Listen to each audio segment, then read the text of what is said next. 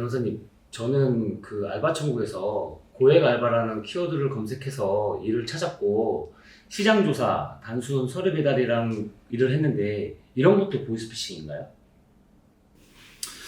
먼저 보이스피싱의 전체적인 구조가 어떻게 되는지를 이해를 하셔야 될 필요성이 있어요. 제가 설명을 한번 드리면 보이스피싱이 이렇게 있어요.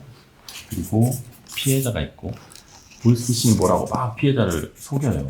그래서 이제 1,000만 원을 가져가는 걸 예를 들면 이 1,000만 원을 자기 명의 통장으로 받으면 뭐 1초 안에서 걸리잖아요. 보이스피싱이. 그러니까 절대 자기 명의 통장으로 돈을 안 받겠죠. 중간에 이 대포 통장이라는 게 있고 피해자의 돈이 일로 들어가고 여기 있는 돈이 다시 이렇게 전달되는 이 대포 통장이 유형이 두 가지가 있어요. 정말로 통장인 경우 그리고 통장이 아닌 인간이 사람이 대포 통장 역할을 하는 경우가 있거든요. 이건 진짜 대포 통장이고 이거는 인간 대포 통장이라고 해서 제가 만든 말인데 언론에서 다 쓰고 요즘 통용되는 말이에요. 피해자한테서 이렇게 대포 통장으로 돈을 가져오는 거를 수거라고 하고 이 대포 통장에서 보이스피싱한테 돈이 전달되는 걸 전달이라고 해요.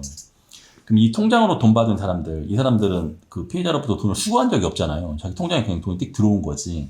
여기를 전달만 했기 때문에 전달책이라고 해요.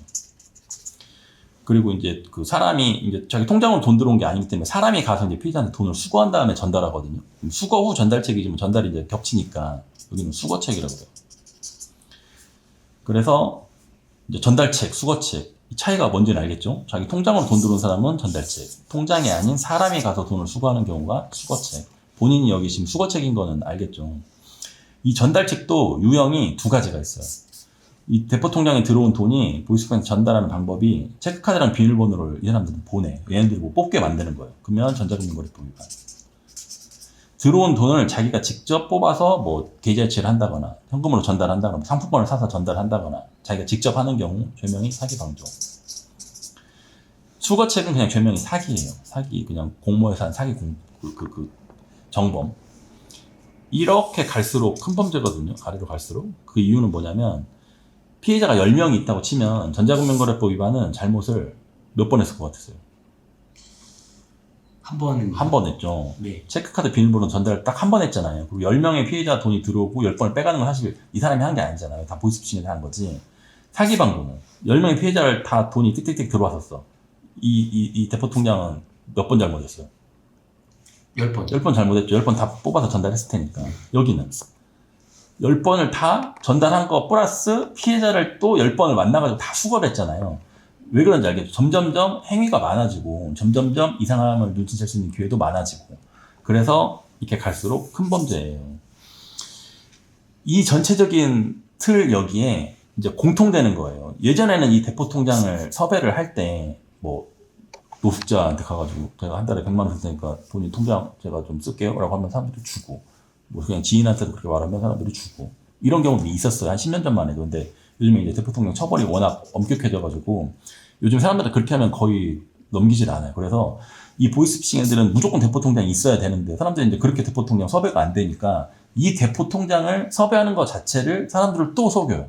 그 속이는 유형이 크게 보면 알바형과 대출형으로 나뉘는 거예요. 이거는 전자금융거래법 위반, 사기방조 다 마찬가지예요. 여기에 다 두 가지 유형이 있는 거예요. 그래서 이제 본인은 결국에 이제 알바형에 속아서 여기 수거책으로 엮인 그런 경우인데 뭐 알바형은 예를 들면 뭐 통장을 넘긴 경우 같은 경우는 우리 법인이다. 근데 법인 우리가 이제 세금이 너무 많이 나오니까 본인 우리 그 직원으로 등록을 해놓으면 거기서 이제 들어올 돈 본인 통장으로 받고 본인 이제 통장 그거 우리가 이제 나가야 될 돈을 본인 통장에서 보내주고 이렇게 하면 우리가 월급 300만 원씩 줄게요.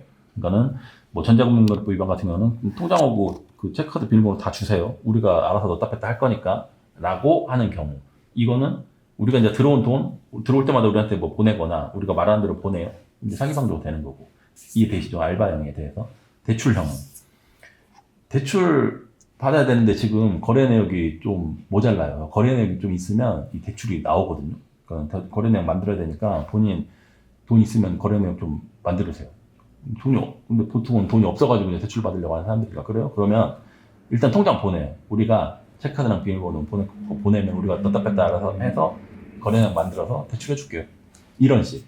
알바형과 대출형은 크게 어떤 의미인지 알니까 알바형은 일단은 뭐 그 대가 알바비로 받는 대가가 있는 경우고 이제 대출형은 자기는 대출을 받으려고 하는 어떤 대가를 받고 하는 건 아니에요. 전체적인 자기가 이렇게 가담하는 그 행위의 유형은 전자금융거래법 위반, 사기방조, 사기 세 가지의 형태가 있고 그 유형에 이제 속이는 그 내용적인 유형은 이 알바형과 대출형이 있는 거예요. 그러면 아니 지금 아까 질문했듯이 이제 나는 그러면은 그냥 알바 그럼 내가 보통 알바랑 이 보이스피싱 알바를 어떻게 구분을 하냐 아까 질문이 이제 그거셨잖아요. 처음 이제 본인은 전달책이 수거책이니까 이제 수거책 부분만 제가 한정해서 설명을 할게요.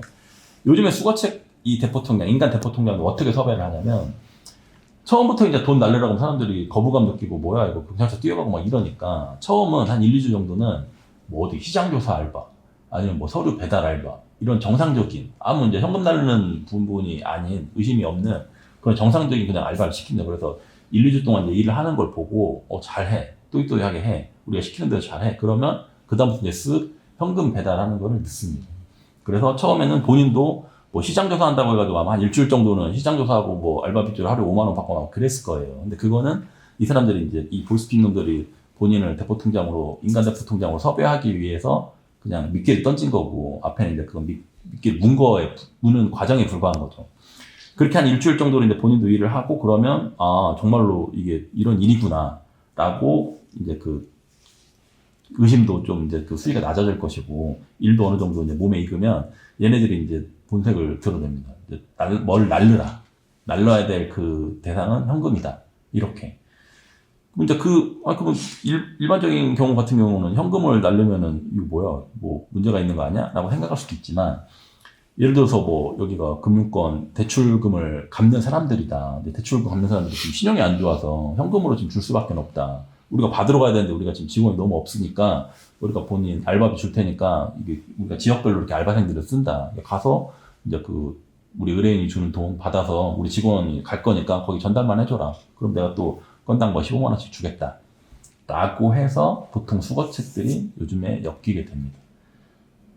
그러면 이제 그 본질적인 그러면 내가 정상적으로 알바천국이나 이런 데서 알바를 봤을 때 보이스피싱 이 수거책 알바랑 그냥 정상적인 알바랑 어떻게 구분을 하냐를 보면 사실 이 대포통장의 주요 목표는 들어온 돈을 보이스피싱한테 전달하는 거지 않습니까? 그래서 통장으로 돈이 들어오든 사람이 가서 돈을 수거하든 어쨌든 현금이라는 남의 돈, 내 돈이 아닌 남의 돈이 내 통장이든 내 손이든 어쨌든 내 수중하로 들어오게 됩니다. 이거를 내가 쓰는 게 아닌 제3자가 쓰게끔 이체를 하든지 아니면 뭐 출금 권한을 얘네들한테 줘서 얘네들이 뽑게 만들든지 내가 현금을 뽑아서 전달을 하든지 이렇게.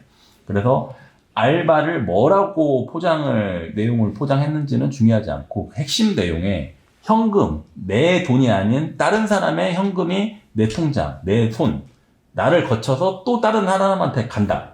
이렇게 되면 무조건 이건 보이스피싱 대포통장으로 엮이는 겁니다. 그래서 나중에 이제 이 유형에 대해서 다시 자세하게 설명을 드리겠지만 여기 이 전달책과 수거책은 되게 큰 차이가 있습니다. 여기 천당 제가 지옥 이렇게 표현을 하는데 이 수거책은 그냥 바로 실형부터 시작합니다. 얘네들은 절대 실형이 안 나오는데 그래서 본인은 지금 안타깝게도 이제 재수가 없는 와중에 좀 많이 재수가 없는 그런 수거책 케이스에 지금 엮여서 결론적으로는 이제 보통 피해액 1억당 1년 정도의 실형을 하게 되니까 아마 2년 살았으면 피해액이 한 2억 정도만 됐을 거예요. 그래서 본인이 그렇게 2년을 살고 나온 겁니다.